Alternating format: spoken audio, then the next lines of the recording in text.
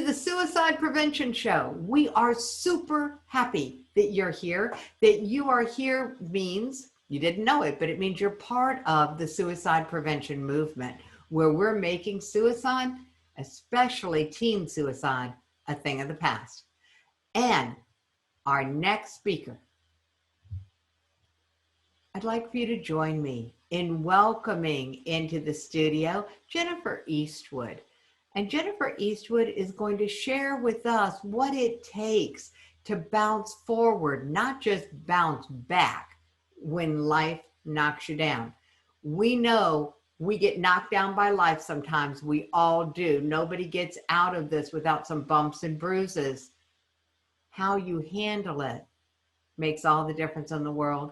So to give us some help so that we don't just bounce back, we actually bounce forward, I'd love for you to help me welcome into the studio, Jennifer Eastwood. So Jennifer, work a little magic. Bring yourself up. There you are. Woo! Hi. How are you? Good. I'm so happy to be here. Thank you. Oh, Jennifer, you're welcome. I'm so happy that you were able to join me. This has been such a journey since we met. Yes, it has been. Yeah, so you had such a powerful point of view when we met. And, let's face it, we met under some kind of unique circumstances. I was doing laser coaching sessions. I had 15 minutes with you. And in that 15 minutes, you had such an impact on me that I was like, would you come and talk on the show? Oh, thank you. You're welcome. You're welcome. So this is a different kind of conversation because we all have our bumps and bruises. Not all of us get knocked over. And you had kind of a knocked over kind of experience. Yeah, very knocked over. Yeah. So before you go into your knocked over, just tell us about your life. Tell us who you are. We're just meeting you for the first time. Take us into the world of Jennifer. Okay. Well, I'm a California girl, born and raised in California. Started out in Central California and I couldn't wait to get out of there, and ended up at school at UC Santa Barbara and decided I love the coast. So I ended up down in Orange County. And through all of that, I did what every good girl is supposed to do. I did the college, I got the good job, I had a career. I actually am a CPA and spent over 20 years in that profession, being the good girl and doing what I was supposed to be doing until life knocked me down. All right. You want to take us there? I can take us there. Because I'm not going to push you on this, honey. Okay. Yeah. This is just your story. And a California girl is a life that we all envision as being completely happy and carefree and blonde. Blonde. Yeah, blonde. Yeah. What happened? So, really it started, I built like what most people would call the perfect life. I got married, I came to Orange County, started my career as a CPA, met my husband, we had 2 kids, bought a house. So I was on the rise to partner, and from the outside, it looked amazing. Yet when I hit partner, it was right after that I found out that my first husband was having an affair. And that was the first thing that knocked me down. It knocked me down, but didn't completely take me down. And I bounced back from that. And I bounced back from that into, I still was at my firm. I ended up stepping down from partner, but I got remarried and had another baby. And that was really kind of where, the whole process of really learning how to bounce forward is I ended up, my husband, which we found out after the fact, but after we were together for 12 years, that he had a lot of the signs and symptoms of borderline personality disorder. And so our relationship was pretty tough, and there was verbal abuse, emotional abuse in it. And I got to a place where I was like, work, I had loved it. And then I got to a place where there were some changes at work in management that had happened. I'm struggling in my marriage, and I was really I'm at rock bottom. I was miserable at home. I was miserable at work, and I wasn't exactly sure how to get out of it. And I found an online summit, which was really started to be my little bright light. And I started into the self-development world. And I really started into this as I was trying to save myself, but also save my marriage. Mm-hmm. Yet the more I got into that, the worse things ended up getting in my marriage.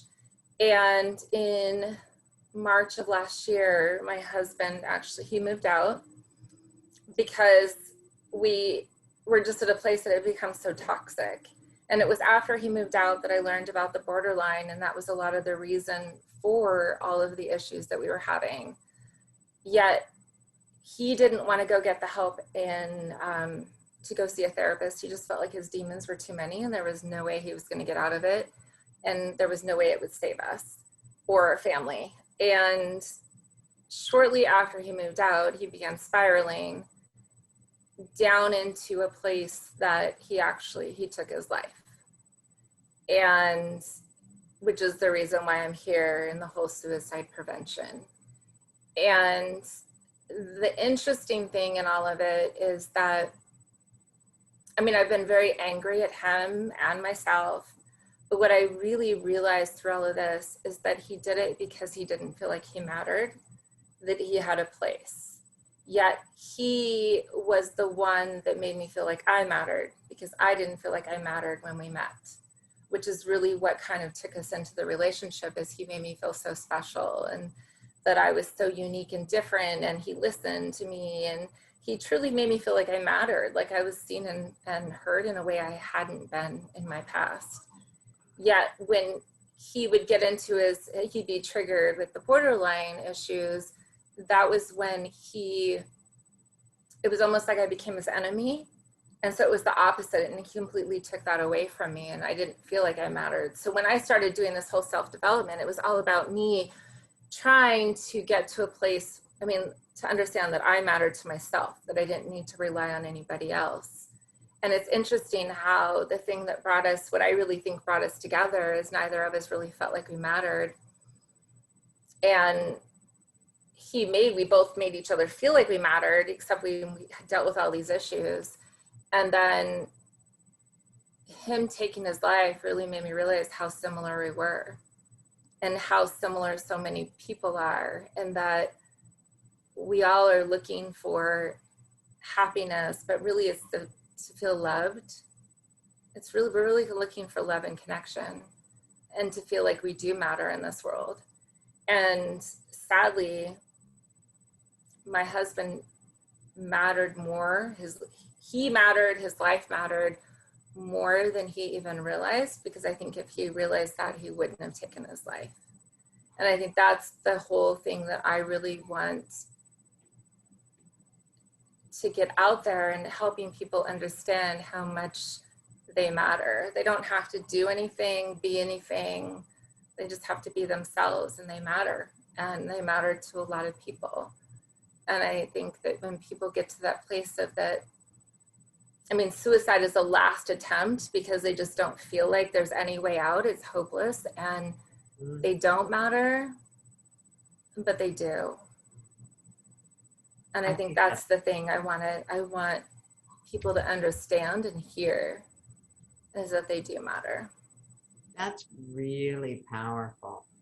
So I really appreciate that you are willing to have this conversation with us, because you're right. The ability to see yourself as mattering is a huge, huge perspective that so many people are missing. What's one thing that made such a difference for you? You said that you felt heard. Take us on a given day when you felt heard by him. What was he actually doing? What are the activities that go with actually hearing someone? Is he, I guess one, I mean, he had a huge heart. I mean, that's one of the things with him is he truly had a huge heart. And he would just listen to me in a way. I mean, it wasn't trying to fix anything or do anything. He would just listen to what I was saying and where I was struggling, and he would support, and he would offer advice and his viewpoints and things, but he wasn't trying to fix it.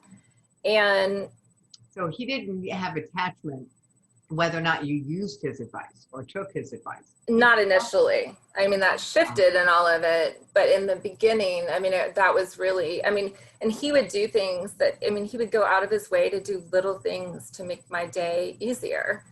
And right after we got married, he had lost his job. It was during the recession, and he was laid off and went back to school to change careers. Mm-hmm. And he would do little things. Just, I was working, and he would, I mean, I'd come home and he'd have dinner ready and just wanted to listen, and he'd rub my back or give me a foot massage. I mean, he would just do little things all the time that just was like, you matter to me and I love you and I want to make your life easier. And he did that a lot in the beginning. And then the sad thing with the whole borderline, and I know borderline there's a high suicide rate with people with borderline personality disorder. And the thing that was so hard with him is that when he was in that place, he would do all of those things. And then when he'd get triggered into the other place, it was all of that stuff we would talk about when he was in a good place would get used against me. And so that's where all of a sudden, all these things where I felt like I mattered, it's like I didn't feel like I mattered anymore. Mm-hmm. And I realized that I can't look outside of myself to matter, that I have to look within and find that within me to matter to myself. And that's really what everybody, I mean, I think we all need that is to love ourselves and know that we matter, and we don't need anything external to give us that if we have that ourselves. Wow. That's a lot. When we stop living our lives by other people's validation, other people's opinions, other people's expectations, what a difference. Well, actually, let me ask, because I don't know. What difference would that have made in your life if you had been living from self-determination rather than validation from outside of you? I think it would have made a difference in who I chose to marry, for sure. Because I was always looking, that was where that's where I got my validation a lot. Well, from my career, one, in achievements, and then two, in the guys that I was with. I mean, and if I had that, I mean, I wouldn't have married somebody with the borderline. I wouldn't have been seeking that. And not that I regret anything, because yeah, I mean, well, no, I get that about you, honey. If you were coming at this from a place of regret and woundedness, you wouldn't be talking about bouncing forward. Yeah. So the ability that you have to be able to talk about this, to be able to share it in a way that matters to other people. You know, your story matters in both the tragedy of your husband taking his life and the roller coaster ride that you lived through leading up to that, on the heels of, yeah, I mean, and so many of us, not just women, so many people have these challenging relationship after relationship without ever getting to the understanding that you have. You know, your understanding that it's literally self-empowerment, it is self-validation, it is self-worth, and we call it self-esteem for a reason. And there's so many of us, and I'm part of the tribe here, we missed that class growing up. I mean, I don't know. Somebody was like talking about trains. Well, they were talking about brains, but I thought they were talking about trains. And so I didn't go because I wasn't interested in trains. I missed that class.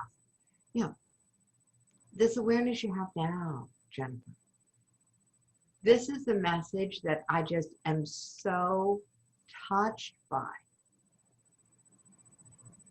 If you could wave the magic wand and take yourself back, how young would you go to give yourself a message that might change your life?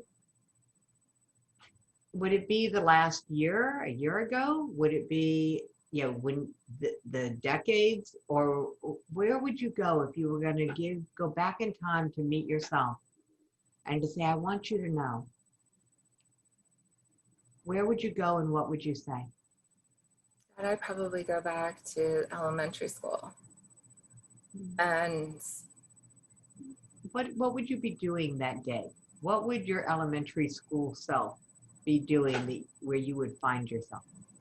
well, I was in GATE. So there was just a lot of pressure on me from the beginning. What is GATE? It's the gifted and talented. Ah. So I was always focused on that achieving. That's what my parents focused on. I mean, my dad wasn't around a whole bunch and he worked all the time. But it was always the way I got attention and validation was through achievement. And that has created, and I'm saying I'd go back really young because I think it would have completely changed my focus, where I was more focused on school and achieving. And in college, my favorite class was psychology, yet I chose accounting because that's what my parents did. And I was like, okay, well, it makes sense. And I was always in this, you have to work hard for it to matter. So it's not about what comes easy, it's you have to work hard. And so for me, accounting was more of yes, it balanced debits, credits, but it was also, there was a methodology. You had to understand it and then be able to apply it. And so I had to work a lot harder at it. So that's what I thought I was supposed to do based on how I was raised, and this whole not believing in me and loving myself so much, but it's all about achievement and success and grades. And so I think that my life would be completely different if I had different messages, because I wouldn't, I really did enjoy my accounting career. I was at my firm for over 20 years and I enjoyed it for a lot of that. But really what I love is the psychology and understanding people and why we make the decisions that we make and what drives us and how do we shift that. And so that's really been in all of this, that it's like I say with my husband, he's the greatest gift of my life because he's the one that brought me back to me and to what I love and to what I want and to believing and knowing that I matter. So I'm going to be clear. This is not about regret, because not something no I believe in.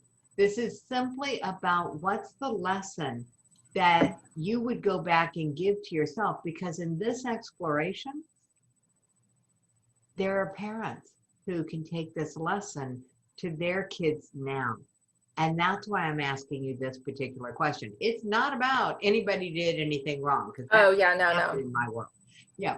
So I just want to be clear for everybody listening. It's not about regrets. It's not about anybody did anything wrong. It's just about what's the lesson that if you could take it back into your childhood by simply sharing this story, the people listening, the people watching will be able to get that lesson and bring it to their kids. Yes. I totally believe that, life happens for us, and all of these things is what I needed to get to the place that I'm at. So I have no regrets in it. I think the biggest point I would make with it is that if you believe in yourself and love yourself, I think your life would go in a completely different direction than what it's gone when, it's like you go in different direction based on your beliefs. And so if you take that back and go, what if I knew this up front, what would I have done different? Well, I would have gone in a completely different direction. You'd have stayed in But psychology that you were I probably would have fascinated gone with? psychology and done something totally different. And not that I totally don't regret any of what has happened, and I mean, I don't want people to look at it as regret either, because Mhm. Well, that's why I wanted to name that elephant. yes, Again, let's just put that one to bed. It's not about regret. It's not about anybody did no, anything wrong. It's just about what's the value of the lesson for the next generation? What's the value of the lesson for the next group of people? Because the pain of not understanding this idea of no regrets, you can't do it wrong, that kept me silent with my daughter. It prevented me from having a conversation with her that truly mattered. And it handicapped me in growing my business. And I didn't even realize that it was running in the background. But I was like, yeah, come here, let me help you, but don't get too close because I don't want you to know my secrets. Come here, right, let me help you, but don't get too close because I don't want you to know my secrets. And my income, looked like that. You come here, come here, come here, go away, go away, go away. And I think that it's a common challenge among people because they think that there's something in their life that's worth regretting. And your topic, when you said, how about the bounce, not just bounce back, but bounce forward? I'm like, what if, Jennifer, we could find a way to help people come out of regret? oh yeah. I mean, shame is like, it's horrible. I mean, and I mean, that's really where it's at. And we have, that's, I think, one of my superpowers is I'm all about the truth. And that's what I want and to talk about those things that people don't necessarily want to talk about or don't feel comfortable talking about. And then I come out and share. And then as soon as I share, then they're able to share because then they feel comfortable and safe in sharing. And I think we need more of that is getting all of that, because we are really, truly more common. We have more in common than we have in differences. And even though our stories are different and the things that happen are different, I mean, we feel shame, we feel anger, we feel sadness, we feel all of the same things as a result. And so we're all part of the same energy and understand, even if our stories look different. Yeah, emotions are emotions, and they are a universal human experience. They are what brings us closer together and allows us to empathize and to show compassion and kindness. And misunderstood, they are what keep us apart and allow us to blame and shame and regret and judge. Yeah. There's just two sides of the coin. The coin is emotion. So, what would you say to yourself if you could go back in time? See, I go back to all of it is the number one regret of the dying is that they didn't live a life true to themselves. And it is what I think I would tell myself. It's go live your life true to you and do what you want to do. And the hard part with that is so many of us, I think we've lost so much of ourselves because we've been hurt in the shame and the things that we started between the people pleasing and the things that, I mean, that's what I did was the people pleasing and what I was supposed to do. I lost me along the way. And that's been my journey of coming back to me. And that's what I want to help people do is not have that regret and to live a life true to themselves. So that's what I would have told myself way back then, to be brave and be courageous and live the life that you want to live and choose what you want to do. Be brave, be courageous, live the life that you want to do. I'm going to give all parents a break. I'm just going to cut right to the chase, name the elephant in the room, and give all parents a break because I raised 3 daughters. And one of my daughters got offered an opportunity when she was around 14 to get her Screen Actors Guild card to be an ingenue, not the bad girl, not the vamp, but to be the good girl. and to come into that whole world. And my knee-jerk reaction was, no, you can't have her. I was so afraid of a culture and a change that I didn't know anything about that I knee-jerked and said no. Now, I have a sister older than me in the entertainment field, and when she heard this story, she's like, why didn't you call me and ask me questions? And I'm like, because it didn't cross my mind. You know, they're just, this is what made sense to me at the time. And many years later, because my daughter is no longer 14, she's now 40. Many years later, we had the conversation about this. You know, she's married, she has a son, they've got a house, you know, all of these things. You know, her life is her life. And it wasn't a bump in the road for her. But I had carried the regret, thinking that my fear, my inability to allow for that risk to occur, that I, you know, whatever it was that held me back in that moment, that I had somehow harmed my child. And from her point of view, no, she's happy with her life. So I just want parents to get a break here, you know?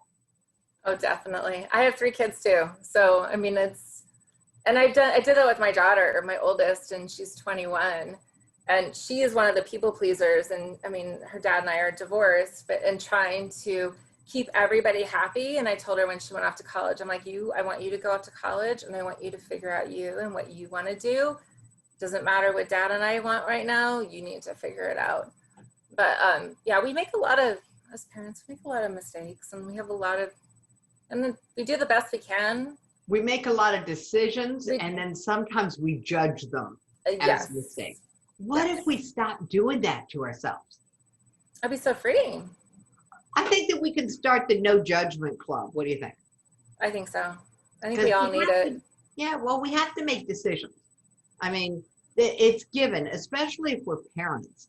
It is incumbent upon us to make decisions. That's the job we signed up for.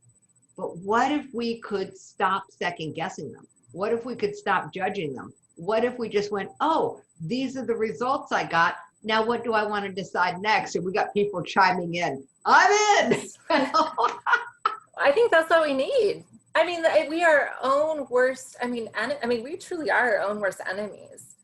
And the things that we judge and we criticize, and the things that we do and second guess. And yeah, if we could just let go of all of that, and we make decisions, and we're making it from, I mean, there's no bad intentions in it.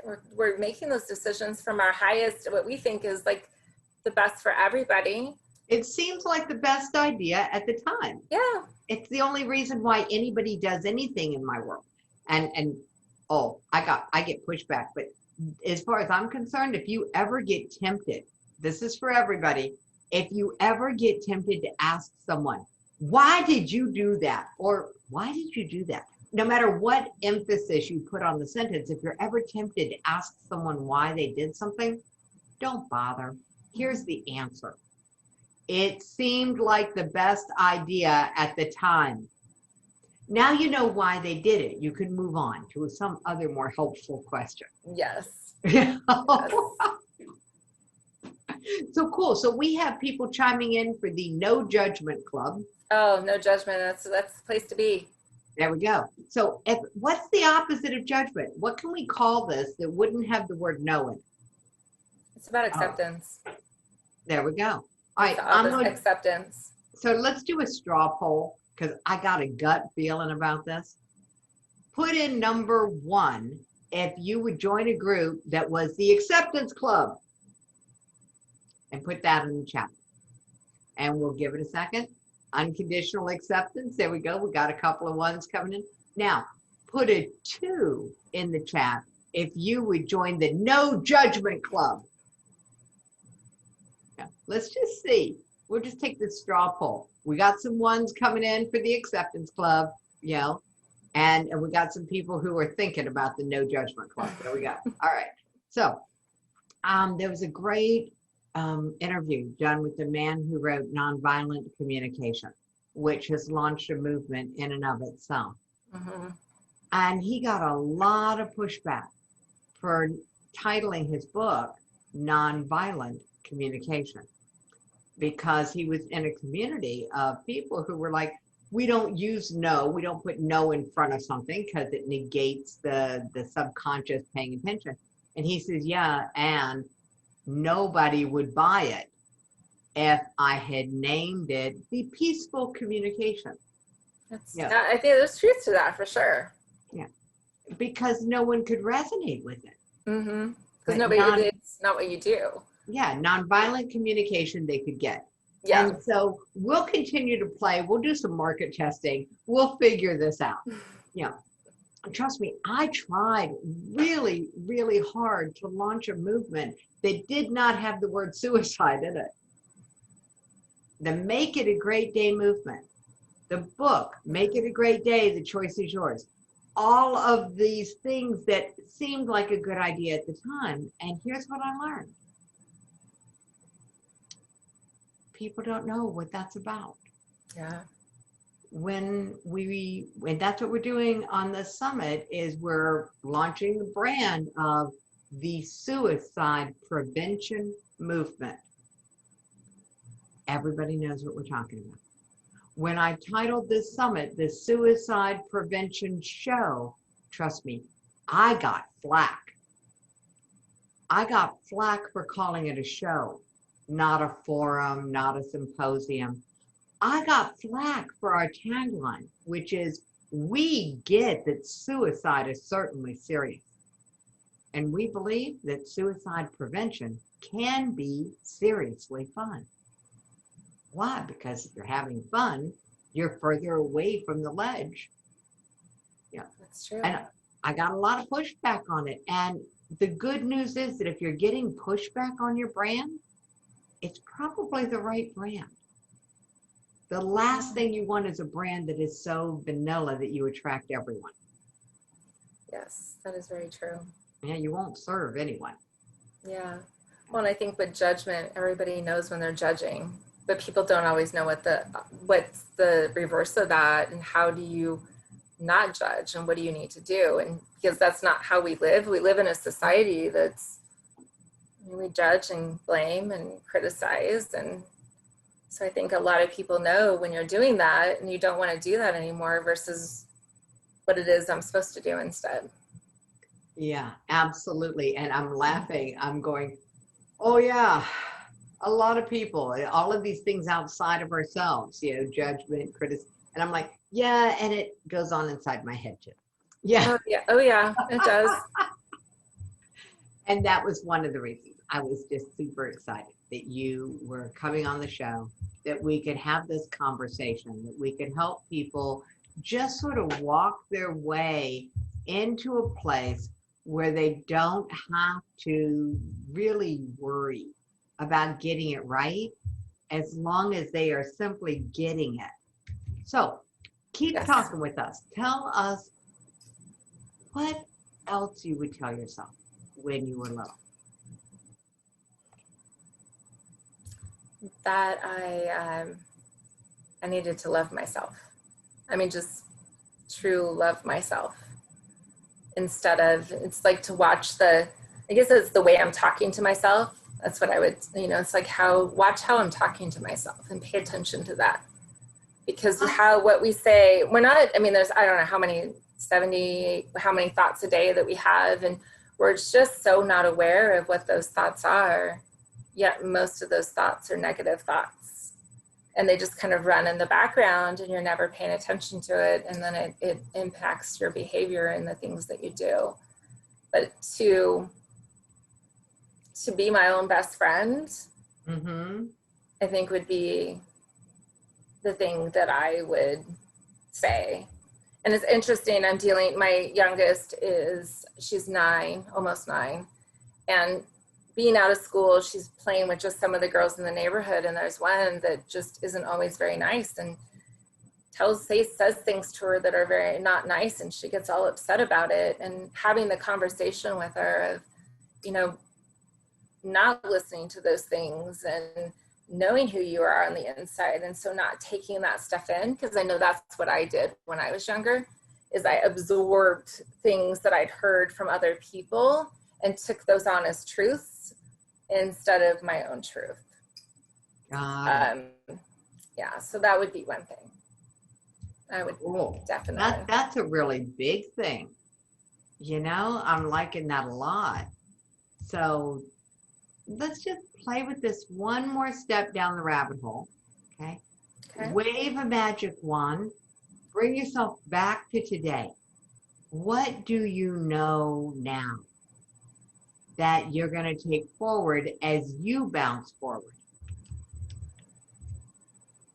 Oh, there's so many things that I'm taking from this. I think one of the biggest things is that we can't do it alone. That there was a lot of stuff that I did that my mom, I was raised to be very independent and rely on myself. And I guess my badge of honor was that I could do everything on my own. My husband would get up. I mean, here's my husband. I'm 5'5" and he's 6'6", and I'd need something on the top cabinet, and he'd be sitting right there, and I just climb up on the cabinet and get it down instead of asking him to help me. And he's like, "Why don't you ask me to help?" I'm like, "Because I'm just used to doing this all myself." So I did a lot of stuff on my own, and it's one thing I learned through losing my husband to suicide. I can't do this alone. I mean, I need people, and we need support, and we need to come together in community. That is probably the biggest thing that I've learned through all of this, is that I need people, and we need each other, and we're way stronger together than we are on our own. Oh, what a great, great thought. Oh, Jennifer, I think you're right. I think this is the year for us to band together, for us to accept that maybe we can dream a little bigger. We can goal a little grander, get a grander goal. We can stretch a little further with the full knowledge that we're not going to do it alone. And we could start asking, not how am I going to do this, but who am I going to ask? Mm-hmm. Who am I going to ask to go on this journey with me? And that's been the biggest lesson for me, pulling together the show. I mean, I'm doing 24 hours of the best inspirational conversations that I can pull together. I'll guarantee you, I cannot do 24 hours on my own. Yeah. Yeah. And it's a conversation that obviously it's time to be had, because I have people lined up for the next show that want to come on and speak. So we're not going to stop. You know, we're gathering momentum. We're not going to stop. So here's my question. Since you have been so supportive in building momentum for what we're doing, what can we help you build momentum in? What's next for you? What's next for me? Part of what I'm doing as a result of, I guess it really is a lot of why I'm doing what I'm doing and in the trajectory I'm doing. I mean, I left my firm a few years ago, and I've been doing consulting on the side, but really what I want to do is build a coaching business to help people bounce. I mean, not just bounce back, but really bounce forward. I mean, into their wiser, stronger, and I mean, more authentic them. Mm-hmm. And so I think it's just I've got the free gift, and to connect through that, and then let me know, how can I help you and how can I support you? And how together can we become bigger and stronger and more us? Well, that's a beautiful segue into where we're going next, because where we're going next is to talk about your free gift. Because I have, for the airwaves, for people listening to this while they're driving, we have a short link for you, called a bit.ly. It's bit.ly/TSPS15. So that's a very short, very easy to understand link. And all the links will be in the show notes, so they'll have them all. I just wanted to make sure I had something that people could get while they were driving. So bit.ly TSPS 15. Now tell us what this is about, because I grabbed the information and it was 8 steps to recover From from a your biggest biggest life life challenge. challenge, yes. That's amazing. All right, we've got some time. What are the steps? Can you run us through, the general gist of these, just so that people know what's so important about this gift? Well, What are one the is, so, I mean, one step is really truly understanding the challenge of Mm, what it is that you're dealing with. And so I look at this in kind of, and I guess the second step too is making sense of it. It's really being honest ooh, with yourself. So how can you, really, and it's like, how can you remove the emotion a little bit and look at these things from a place of like non-attachment? I'm not attached, and really look and see, what is it that really I'm dealing with? mhm. And how has that impacted me? What is, just really stepping back and looking at it and being honest, because it's so easy to get so wrapped up into it and the emotions are driving everything that we don't actually take that step back and really look at it. And then it's, I think one of the biggest things for me in all of this is acceptance. It's really accepting what is. We're not making it worse than it is. We're not making it better than it is. We are accepting it, what it is that it happened. And I will tell you, I struggled with this, with dealing with my husband's suicide, because it's like, how do you accept something that you didn't want to happen?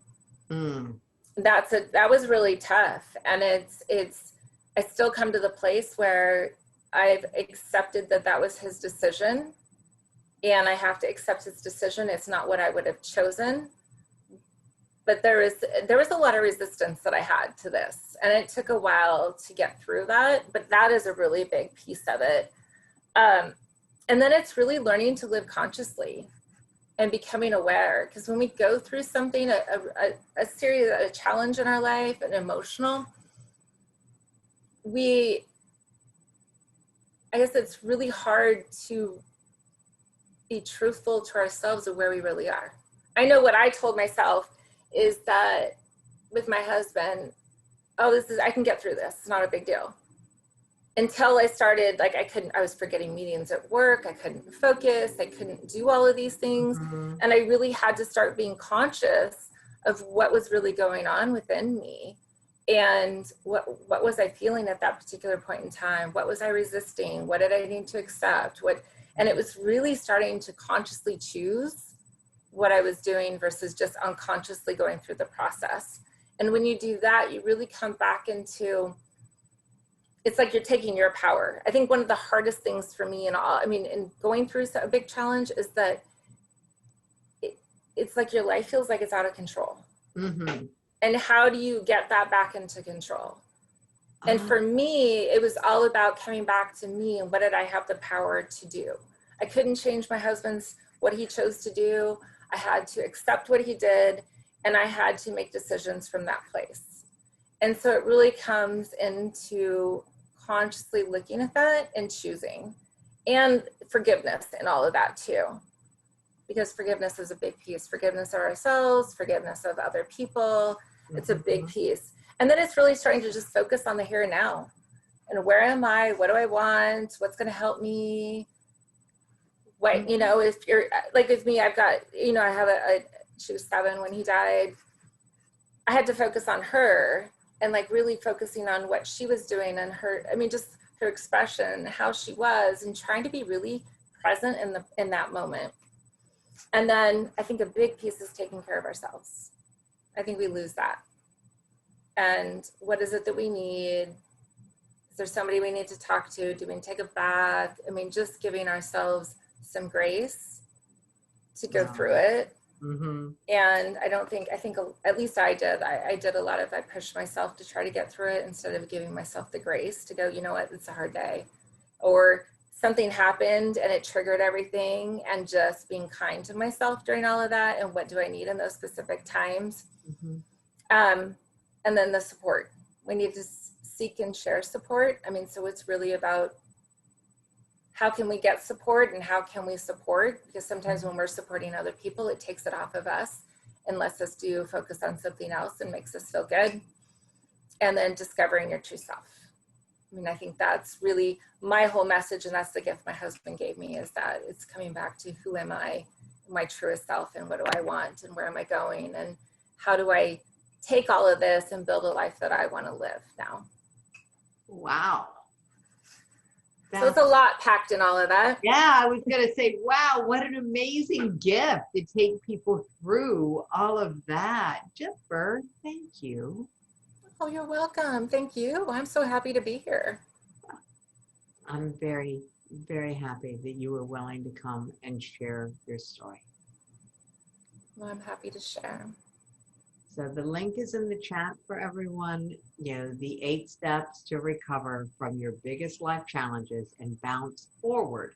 And I loved this, into a wiser, stronger, better version of you. So it's all about you, and it's a good thing. Yes, it is.